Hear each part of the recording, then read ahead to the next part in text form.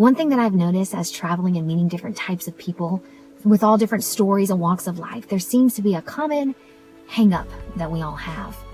It's this thought of, I'm the one exemption for the love of God, for the mercy of God. We can allow God to forgive us and we can allow God to forget, but we won't forgive ourselves, and we surely can't forget. The enemy, since the beginning of time, has made it his mission to make us feel not good enough. That's what he did with Adam and Eve, and he's been doing it every day since. And I know that it breaks God's heart to see something that he has forgiven and we still use it against ourselves.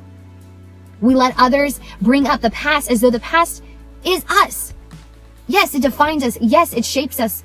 But all your past is gone. It has been erased. The blood has washed everything white as snow onto a pure slate. And the cool thing is the blood still works. And so even if you make that same mistake again, guess what? It washes it white again and again and again. His mercy is never ending.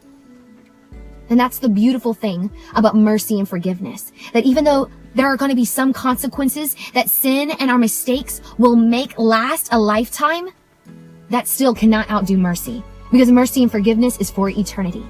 And we know that there's therefore now no condemnation for those who are in Christ Jesus. Conviction, yes. Conviction says, I know right and I want to do right. But condemnation says, I'll never get it right. And that is not how God designed his bride to be and to see herself.